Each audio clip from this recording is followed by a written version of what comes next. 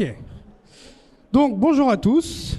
Nous sommes réunis aujourd'hui pour parler de l'ouverture du métavers et du lien qu'il peut y avoir avec la pédagogie immersive. Je vais aller un petit peu rapidement parce qu'on a un tout petit peu de retard. D'abord, je vais me présenter. Donc, je suis Nicolas Perrier. Moi, je suis consultant spécialisé dans les domaines des technologies immersives. Je travaille dans ce domaine depuis à peu près 2015. J'ai pu gérer des projets extrêmement variés liés à l'immersive learning, que ce soit dans le domaine du chirurgical, dans le domaine de la formation un peu plus industrielle, dans le domaine de la logistique, dans le domaine du ferroviaire. Voilà, beaucoup de variétés de projets différents qui vont me permettre d'avoir une vision un petit peu plus large de ces sujets. Et je travaille pour une entreprise qui s'appelle Inetum. Après, mon but aujourd'hui, c'est pas de vous en parler. Je pense qu'il y aura d'autres personnes qui feront ça mieux que moi tout au long de la journée. Déjà, moi, le sujet que je voudrais aborder, c'est qu'on est, et on voit pas toute ma slide, c'est qu'on est sur des évolutions des technologies de l'apprentissage. Là, on est sur le salon Learning Technology. Mine de rien, les technologies de l'apprentissage, pendant très longtemps, ça a été l'écriture, de manière un petit peu, primitive. Par la suite, il y a eu une énorme révolution technologique avec l'arrivée de l'imprimerie. Il y a eu encore une autre révolution technologique très importante dans le domaine de la transmission de l'information et des savoirs avec l'arrivée de l'informatique, l'arrivée d'Internet, l'arrivée des smartphones. Et la dernière icône que malheureusement on ne voit pas ici, c'est l'arrivée aussi des lunettes connectées, des casques de réalité virtuelle. À mon sens, ça suit aussi l'évolution de nos usages, c'est-à-dire qu'on a des évolutions qui sont de plus en plus rapides, avec des changements assez exponentiels qui sont apportés par les évolutions de l'informatique. Une accélération très forte de la numérisation des contenus pédagogiques, avec de plus en plus de cours accessibles, écrits, accessibles en ligne, des vidéos, des cours en visio, des webinaires qui se font de plus en plus. À mon sens, aujourd'hui, l'humanité a un accès inédit à la connaissance par rapport à son histoire, par rapport aux milliers d'années où on a pu partager des informations. Mince, je suis allé trop vite. Et cela ouvre une pédagogie nouvelle avec des nouveaux usages dans l'utilisation des technologies immersives. À mon sens, la pédagogie immersive, c'est une vraie révolution dans l'acquisition des savoirs parce qu'on a la possibilité de pouvoir acquérir non seulement des connaissances, mais aussi de l'expérience. C'est-à-dire que, un petit peu comme avec des simulateurs, comme ce qui se fait depuis des décennies dans le domaine de l'aéronautique, on a la possibilité de pouvoir faire des simulations d'énormément de métiers. Ça peut être des métiers dans le domaine de la chirurgie, ça peut être des infirmières, ça peut être... moi, j'ai aussi travaillé sur des sujets dans le nettoyage industriel. En fait, tout ce qui va être coûteux, difficile à reproduire, dangereux, on peut très souvent le reproduire en réalité virtuelle et faire en sorte que les personnes puissent acquérir de l'expérience avant d'aller sur le terrain. Sachant que y a eu de nombreux retours de cas d'utilisation qui démontre que ça fonctionne extrêmement bien pour de nombreux cas d'usage. Bien entendu, c'est pas non plus une technologie miracle, dans le sens où, un petit peu comme tout, il y a à boire et à manger dans ces technologies. Il faut que les contenus soient extrêmement bien réfléchis au niveau de la pédagogie, qu'ils soient adaptés pour que ça puisse avoir du sens. Et aussi, ça suit, on va dire, l'évolution des modalités d'apprentissage et des besoins. C'est-à-dire qu'on est dans un monde où je pense on a besoin de plus en plus d'apprendre, où il y a de plus en plus de changements très forts, très disruptifs par rapport à ce qu'on a pu connaître dans les années précédentes. Et finalement, alors qu'il y a à peine peut-être un demi-siècle, si on sortait de l'école et on pouvait se contenter des acquis qu'on pouvait avoir dans notre parcours scolaire, aujourd'hui c'est plus du tout la même chose. On ne fait plus carrière pendant 50 ans dans une entreprise et en général on garde pas non plus le même type de poste, le même type de carrière tout au long de sa vie. Donc il y a aussi tout ce côté formation tout au long de la vie qui est assez important, qu'il faut bien prendre en compte dans l'évolution des besoins. Et aussi sur les sujets on va dire d'égalité des chances. Moi, j'ai pu travailler avec une université sur un sujet lié à l'orientation, où on peut avoir des problématiques d'élèves qui sont dans des milieux ruraux, dans lesquels il n'y a pas forcément certains domaines technologiques, certains domaines industriels, certains types de métiers qui sont accessibles, sur lesquels on peut faire des postes, des stages d'observation, ce genre de choses. Et en fait, pour nombreuses personnes, ça pose un vrai souci d'égalité des chances, en ce qui concerne le fait de pouvoir essayer certains domaines, certains métiers. Et pour avoir échangé avec des lycéens, eux, ce type de contenu, ça leur serait extrêmement utile pour arriver à se projeter sur qu'est-ce que ça pourrait être leur future carrière. Donc ça, c'est pour donner, je pense, une idée des enjeux que peut porter la pédagogie immersive dans l'acquisition des savoirs.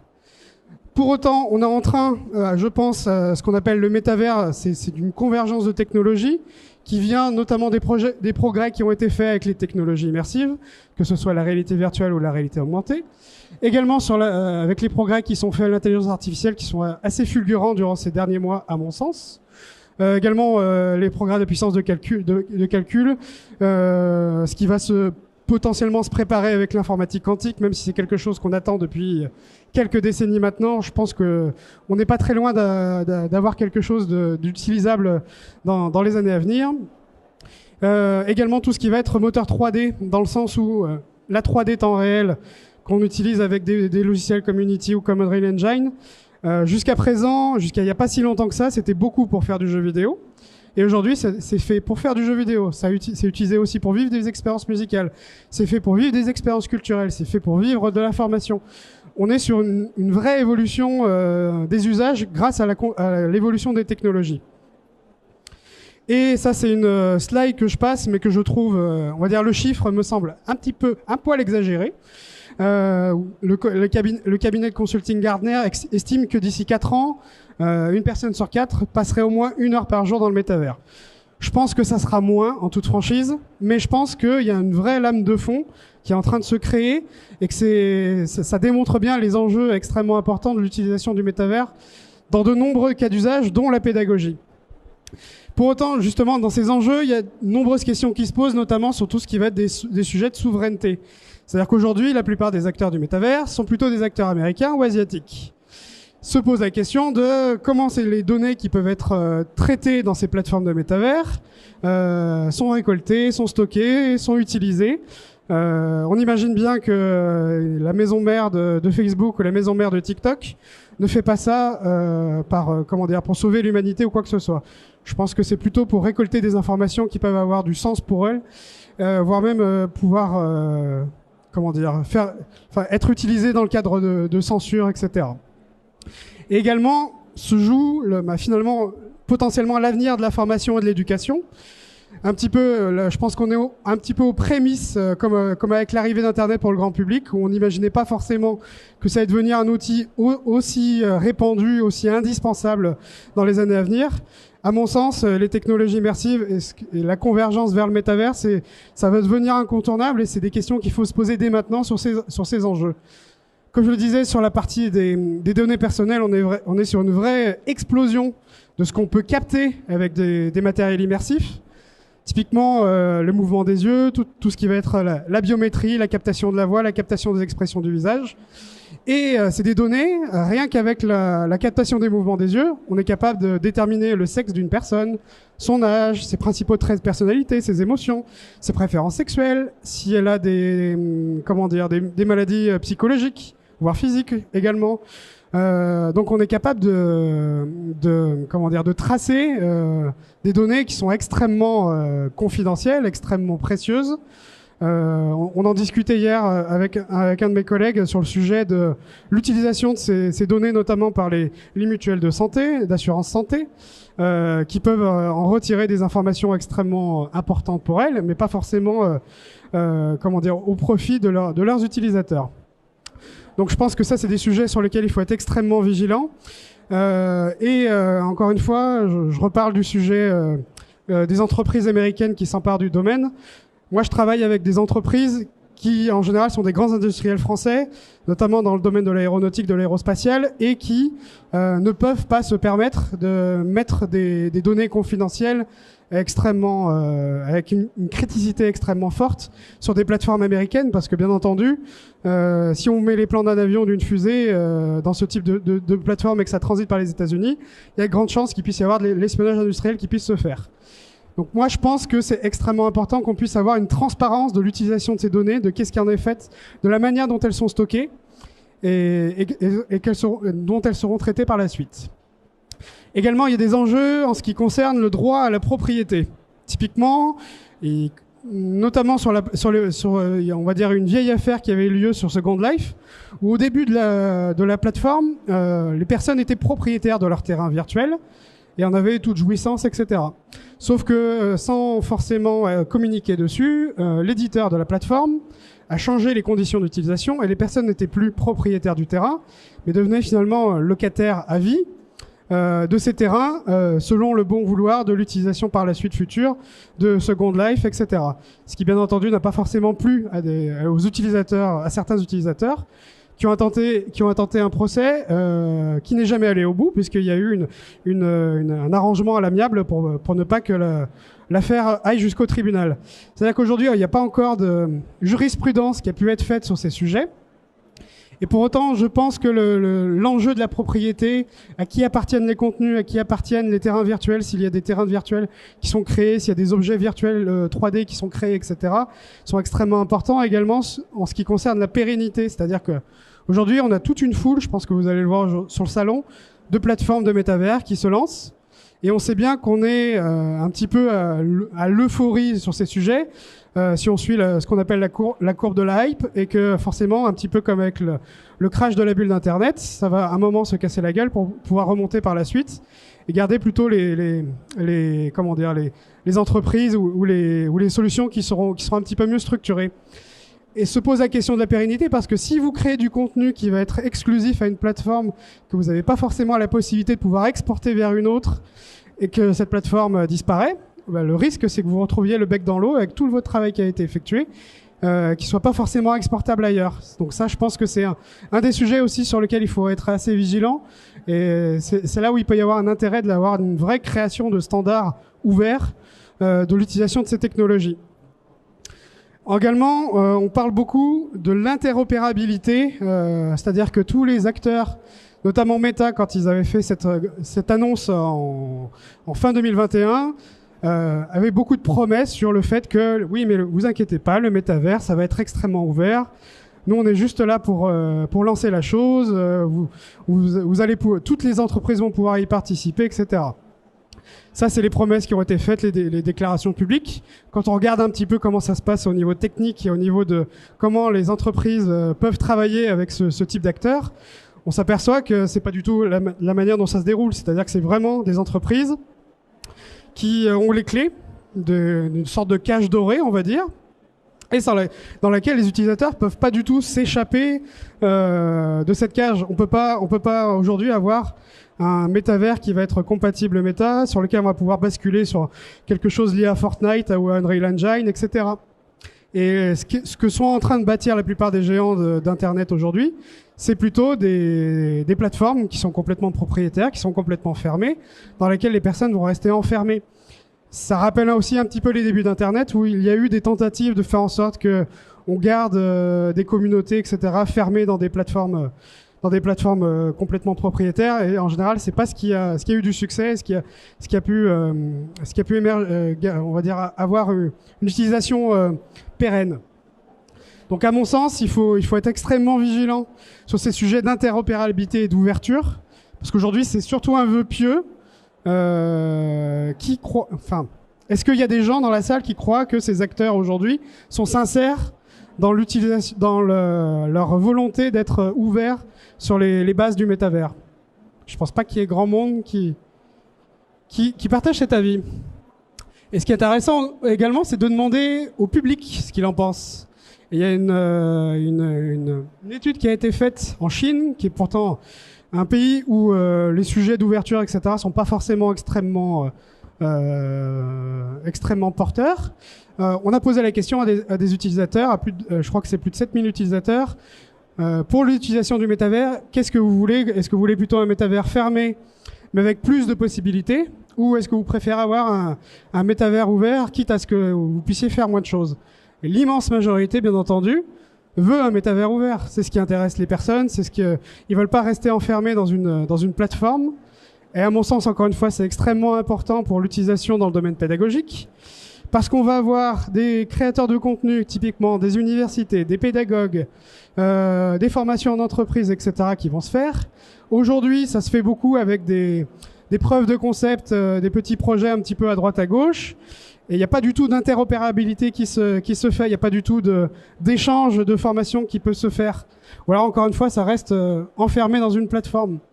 Et je pense qu'il faut véritablement tendre vers quelque chose qui a vraiment du sens, qui soit vraiment ouvert, voire même qui soit libre dans le sens open source, que tout le monde puisse s'emparer pour pouvoir utiliser ces technologies.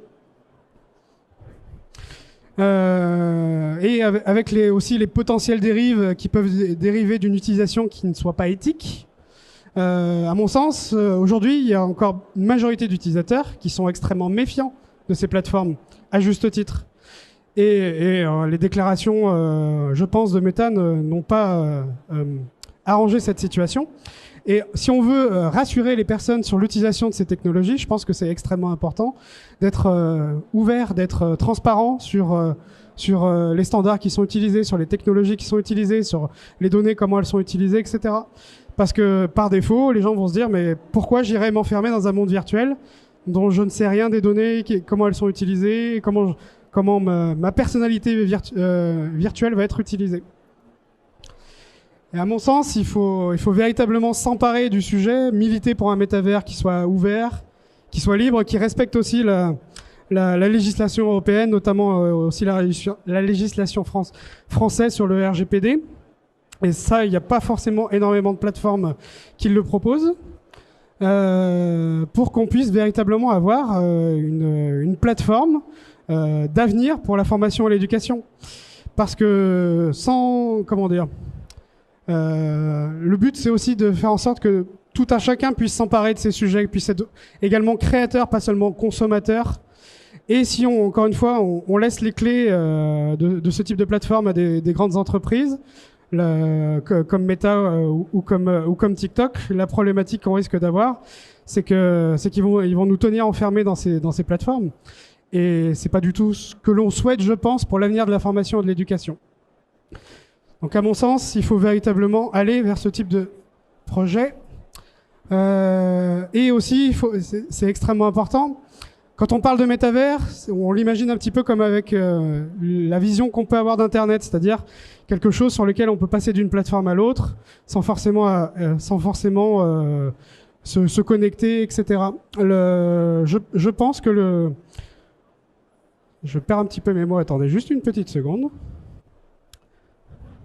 Je pense que c'est extrêmement important que ce ne soit pas lié à une seule entreprise et que véritablement, justement, toutes sortes d'organisations puissent s'en emparer. Dans le sens association, dans le sens université, grandes écoles et entreprises, plutôt que de encore une fois, confier tous ces rênes à des entreprises américaines extrêmement, peu éthiques sur l'utilisation de ces technologies.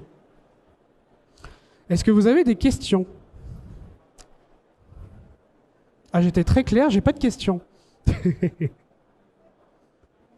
Je suis désolé, j'ai fait un petit peu vite parce qu'on était un petit peu pris par le temps. Personne n'a de questions sur le sujet du métavers ouvert, la pédagogie immersive ? Si ? Non ? Oui ?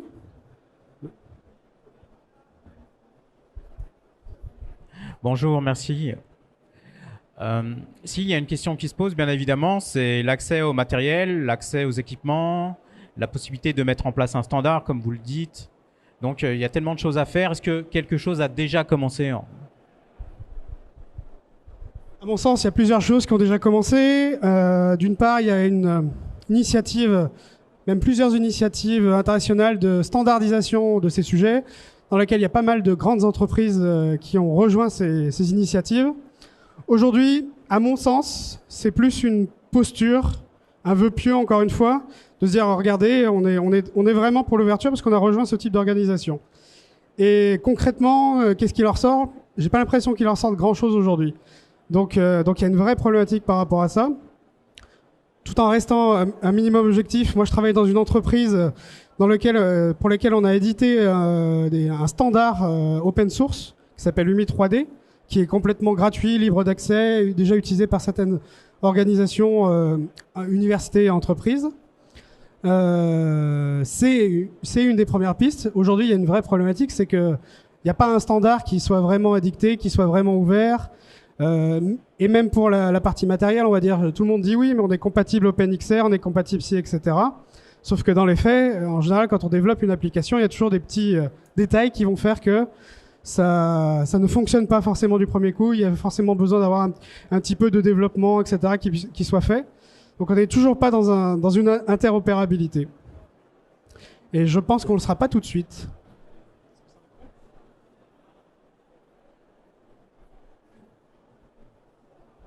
Merci. Par rapport à ce métavers, justement, une question. Aujourd'hui, on a des modalités de formation présentielle, classe virtuelle, distancielle, on va dire synchrone, asynchrone. Est-ce que vous positionnez cela comme une nouvelle modalité ou quelque chose qui va venir se greffer sur les modalités existantes? À mon sens, c'est une nouvelle modalité, mais c'est juste un outil parmi tant d'autres. C'est-à-dire que ça ne va pas remplacer les outils actuels. Ça ne va pas remplacer les formations présentielles qu'on peut avoir aujourd'hui. Ça ne va pas remplacer le e-learning. Ça va le compléter. Typiquement, un exemple très concret de formation sur de la formation chirurgicale. Il y a toujours une partie théorique qui sera toujours la même sous la forme d'un cours présentiel, avec de la lecture aussi sur une partie e-learning. Et après, pour la mise en pratique, ce qui peut changer, c'est auparavant, vous avez de la mise en pratique réelle sur le terrain. Typiquement, avec de la chirurgie, souvent, ça se fait sur des cadavres qui nécessitent une certaine logistique, qui ne peut pas se faire n'importe où, qui a un certain coût également. Alors que le faire en réalité virtuelle, par exemple, ça réduit grandement les contraintes qu'on peut avoir sur ce type de formation.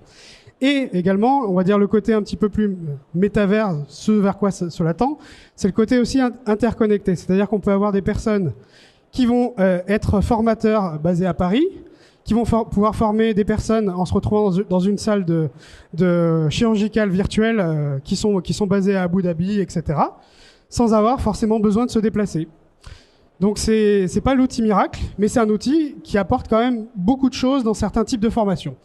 Moi, je pense beaucoup à tout ce qui va être les hard skills, tout ce qui va être vraiment des besoins d'acquérir des processus hyper complexes, avec énormément de pratiques finalement. Et ce qui en apporte beaucoup aussi, c'est le droit à l'erreur. C'est-à-dire qu'il y a beaucoup de formations où on travaille sur des machines qui sont dangereuses, où on travaille sur des situations qui sont dangereuses, ou qui sont assez coûteuses à mettre en place. Et le fait de le faire en réalité virtuelle, ça règle cette problématique de mise à disposition du réel, d'un plateau, de personnes, de figurants, etc. Est-ce que j'ai répondu à votre question ?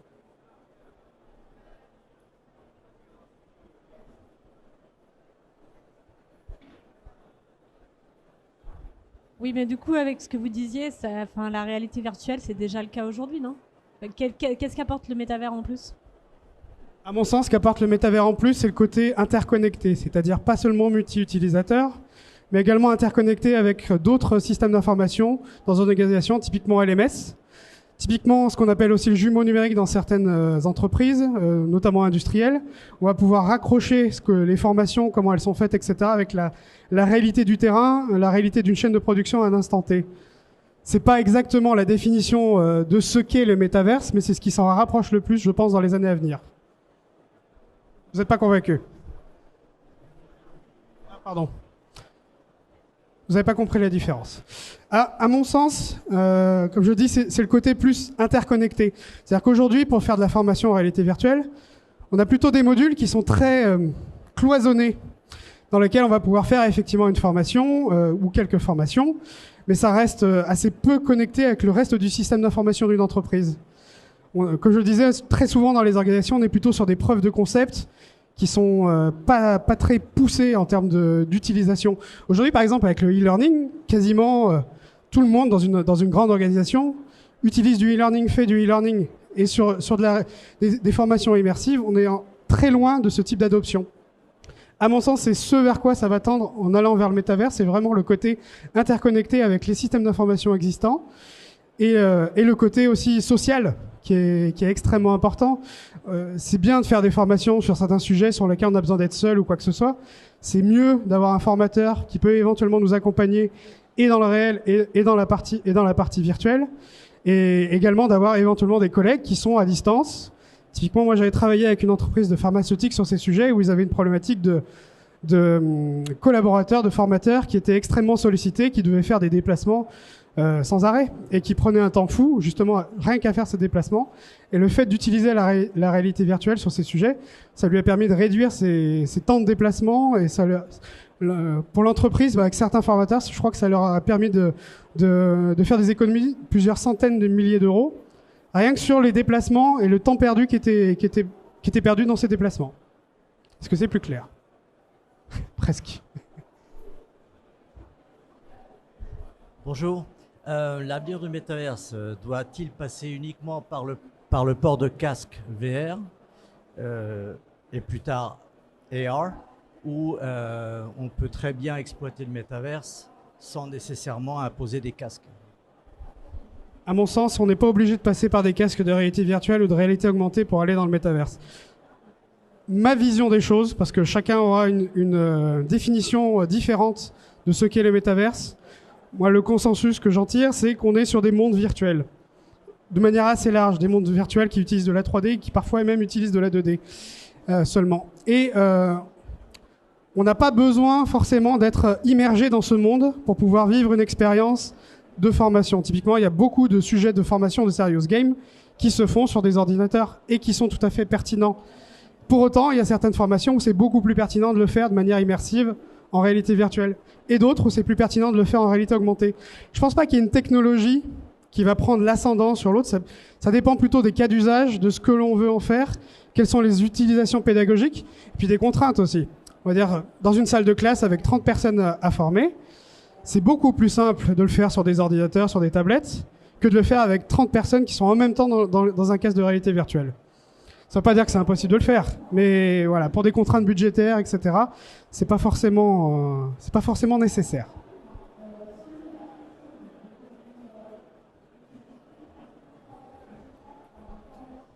Je crois qu'au niveau timing, il faudrait qu'on passe à la suite. Est-ce que vous avez peut-être une dernière question ?